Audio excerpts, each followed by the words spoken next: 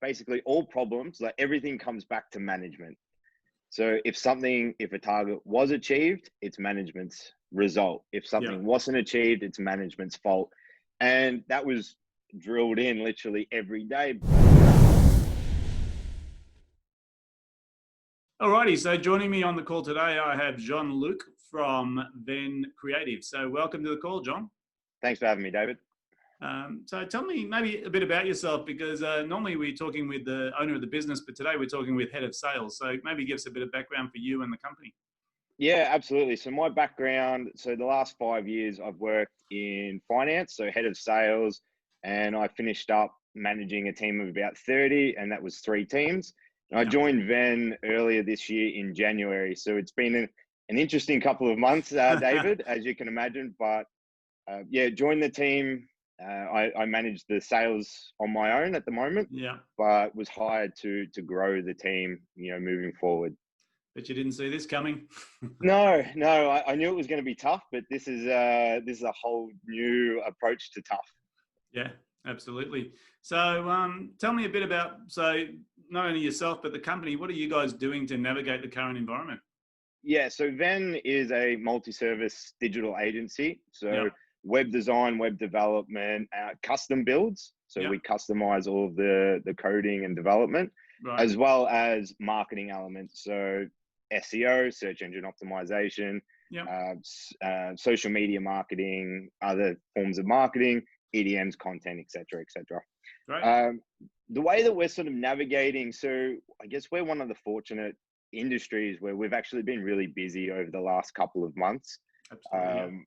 Yeah. And it's been really good to engage with previous clients as well. So, we've done web development and web builds, and a lot of the time that does sort of just stop, but they've come back looking for e-commerce opportunities, Yeah. integrating video chat like this.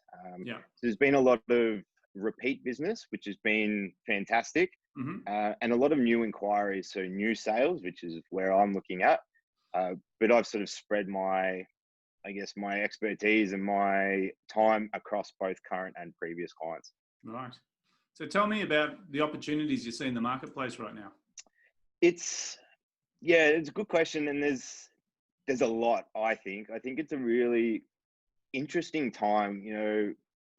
Each industry can approach it differently. I Yeah. look at some of our clients. Restaurants have been, there's so many individual apps where people can order their food online, and now they're taking back control. They're Mm-hmm. setting up their own ordering, and they're Yeah. taking back control of their own marketing. And I think that this is really going to show Australian brands how important they are to Australians. Yeah. And that's a big focus that we've been looking at. So local brands, e-commerce services, I think that we're going to want to continue to support local Right. after this. And I think it's been a really big refresh. So we're just coming, and joining those brands and really wanting to come along with the ride, because our services support, allowing them to do that.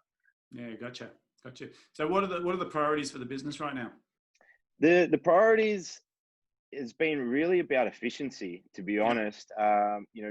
Taking a step back and say, all right, we've been working just go, go, go. But now, especially for me, new to the role and new sales sort of coming through a little bit slower, we've Mm-hmm. been able to assess our processes, the way that we communicate internally and Right. externally, Yeah. and really just trying to bolster that, because it's probably one of the big things that businesses sort of neglect, I would say, and not deliberately either. Everyone knows how important it is, but Yeah. that's something that we've really been focusing on, and we're getting some really good results and some really good feedback. So yeah, we're happy with that so far. Okay, so it's good, because I suppose in this current situation, there's so many more people online right now that online marketing's become a real sort of almost a fad, if you want to call it that, while everyone's stuck staring at the screen, right? Absolutely. And you can see engagement. I used to spend a lot of time on LinkedIn, and we were Yeah. just talking about this just off interview. But you can see the engagement of certain people within your connections and your community Yeah. over the last couple of months, because maybe they don't have the boss. And I'm saying this as a sales person, not a business owner. So I know it's a Yeah. little bit different to your community, but maybe they don't have the boss staring over their shoulder, so they've got that freedom to, every 25 minutes, every half hour, spend 5 minutes on LinkedIn. Right. And it's a really good opportunity to get creative as well, Yeah. because you've got time to explore. Then, for someone like me to go to a business owner and say, well, you know what, I've seen XYZ business do this. It's a different industry, but I really like it. Can we explore? And now we've got time to explore those things. Fantastic. So tell me, on a personal level, what lessons have you taken out of this situation? Sales, I'm sure, and as small business owners, everyone knows sales it's pivotal, but it's also very stressful at times. I guess I always sort of prided myself on being able to take a deep breath and sort of focus on what I can achieve and what I can work on. And I'd let that go, maybe week 3, week 4 of the lockdown. So we went into remote working pretty much as soon as the local government said, work from home. We did that. Yeah. I think that week 3, week 4, it kind of got to me a bit. I'm a bit of an outgoing person. I feed off other people's energy. Yeah. So me personally, I needed to go back to what I considered was my strength in the first place and reassess it, because I was struggling a little bit.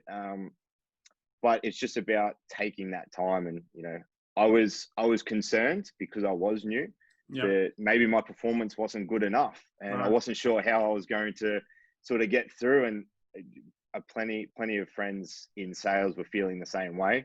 But if you set mini goals, if it's certain amount of outbound calls that you got to make, or emails that you need to reply to, or whatever the metric, then the results will come. And it's just about focusing on that.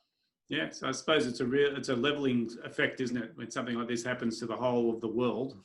Yes. We're all sort of hitting the reset button at the same time. So it's sort of it's equal, if you want to call it that. And it sort of puts you in a situation, as you described, where you really have to sort of count on the numbers, because the numbers don't lie. Yeah, and that's it. And, there is business out there. And I know that I'm speaking from an industry that is kind of thriving during this time. Yeah. But, engagement on LinkedIn, people, at least, you see, like I said, that creativity, and hopefully that, it's spreading across all industries. Right. Interesting, huh? So let me ask you, the best piece of business advice you've ever received? Yeah. It's probably from my last role.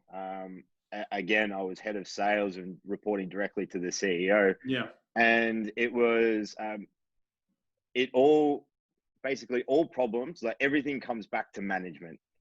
So if a target was achieved, it's management's result. If something wasn't achieved, it's management's fault.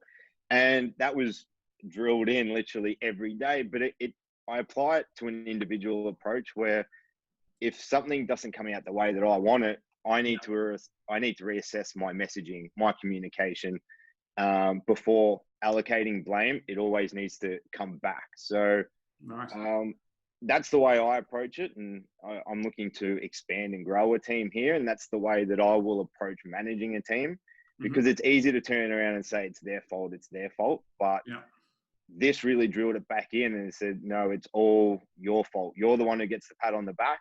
But you also need to accept responsibility and figure out a way to adapt and pivot quickly. Yeah, gotcha. Very good. Yeah. So tell me, favorite book? Probably How to Win Friends, Influence People, Dale Carnegie. Being in sales. Yeah, and I'm sure it's probably come up before here. But the reason why is because I've read a number of sales books, spin selling, different sales books. They're all a bit dry. But at least with How to Win Friends and Influence People, I learned more about sales from reading that book the first time and the second, and I've read it numerous times, than any sales book put together, because especially now, it's not the old school where you can pull the wool over people's eyes type of sales approach. Yeah. And if that's the way you're approaching it, it's only a matter of time. That's a different conversation. But you need to be able to, to talk to people and understand what it is that they're looking for. So I recommend that book. I've given it out as gifts, and I try and refresh at least once a year. Yeah. And Certainly on it's the something list that of I've, greatest business books of all time. sorry? It's probably on my list of the greatest business books of all time. Yeah, absolutely. And, it's stood the test of time. I haven't read the revised new one for the digital age, but I've also been recommended not to. So who knows, maybe in time. Yeah, fair call, fair call. So let me ask you last question. What's your number one piece of advice for someone who's running a business right now? The data. Again, the biggest thing from sales, I was at any time in my previous role managing 45, 50 different lead campaigns from lead generation teams all around the world for what we were Yeah, doing. And now being specifically on the other side, digital marketing, lead generation, yeah, working like that. The data, the numbers don't lie, but it's also a really good way to inform yourself about, how people perceive your business, how they're yeah, interacting with you online. And I think that you understand the data, yeah, you can pivot and you can win. yeah. I think people go to all lengths to ignore the data, but the numbers don't lie. So it's That's sort it. of hard. It's brutal because sometimes the numbers tell you what you don't want to know. But Exactly. But as you yeah, say, the data tells you what's going on. So it's just the facts. 100%. And data can be interpreted, to suit yourself. Like you can spin the data to suit yourself, but Yeah. you need to be honest with it, I think. And Mm. especially now, businesses moving online, they Yeah. can track the data and see, how it's working. Mm. Fantastic. Well, Jean, look, thanks very much for your time today. I'm sort of mindful of not keeping you on the call too long. You've probably got some sales to make. No, thanks for having me, David. This has been fun, and hopefully your audience gets a bit of an insight into the head of sales. Awesome. Thanks very much. Cheers. Thanks.